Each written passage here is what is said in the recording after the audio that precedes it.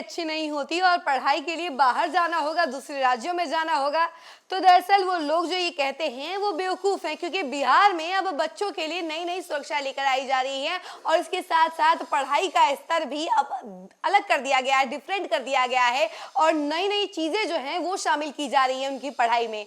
क्या कुछ शामिल किया जा रहा है, इसके बारे में हम आपको जानकारी विस्तार से देते हैं, लेकिन उससे पहले नमस्कार, न्यूज़ फॉर नेशन देख रहे हैं आप और मैं हूँ सानिया आपके साथ। बिहार में शिक्षा को लेकर अब सभी लोग सजग हैं और खास तौर पर शिक्षा विभाग भी अब नए सिरे से शिक्षा को एक बेहतर बनाने में लगी हुई है और इसके साथ ही साथ आपको बता दें कि नई नई चीजें लेकर आ रही हैं और इसी में आपको एक बड़ा इन्फॉर्मेशन दे दें कि 2026 से 2027 के जो स्टूडेंट्स होने वाले हैं, यानी कि एक साल पढ़ाई खत्म हो जाएगी, तो 2026 में जो एडमिशन लेंगे तो उन लोगों को अब AI की पढ़ाई भी करनी होगी। यानी कि जैसे कि एक बार आपने सुना होगा कि हाँ NCERT हो गया, सब कुछ NCERT से पढ़ना है। एक बार बड़ा इन्फॉर्मेशन आया था कि सारे स्कूलों में, चाहे वो बिहार बोर्ड हो, चाहे सरकारी स्कूल, चाहे कुछ भी हो, सभी जगह NCERT की ही पढ़ाई चलेगी। उसी तरीके से अब एक नया इन्फॉर्मेशन सामने आया है, नई रूल सामने आई है कि अब 2026 से सारे स्टूडेंट्स को AI की पढ़ाई भी पढ़नी है। 6 से लेकर 12 तक के स्टूडेंट्स को AI की पढ़ाई पढ़नी होगी, अलग अलग सिलेबस होगा,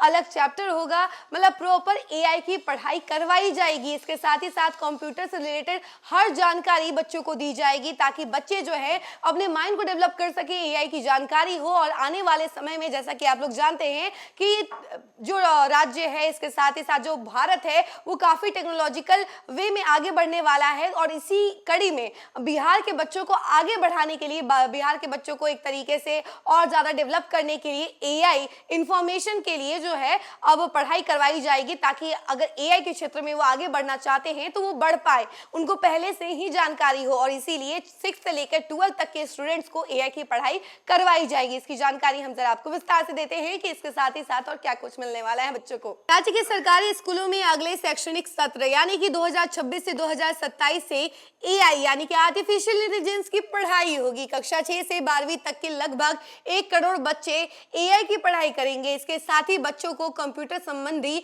अन्य तकनीकी शिक्षा भी दी जाएगी। वैसे शिक्षा विभाग का लक्ष्य है कि कुछ चुने हुए स्कूलों में चालू सत्र से ही AI की पढ़ाई शुरू करा दी जाए। इसके लिए कोर्स तैयार किया जा रहा है। एडोब के डिजिटल एजुकेशन प्रोग्राम के तहत बच्चों को AI की पढ़ाई कराई जाएगी।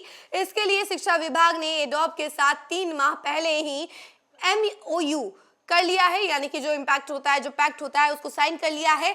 बच्चों को AI की पढ़ाई कराने का मूल उद्देश्य है कि उनका तकनीकी ज्ञान बढ़े। तकनीकी ज्ञान के आधार पर विद्यार्थियों को आगे रोजगार पाने में मदद मिलेगी। इसी आधार पर कोर्स तैयार किया जा रहा है। एजेंसी के साथ करार होने के बाद AI सहित आवश्यक डिजिटल कोर्स का संचालन होगा। नई शिक्षा नीति 2020 के आधार पर स्कूली बच्चों को डिजिटल पढ़ाई कराने का ड्राफ्ट तैयार किया गया है।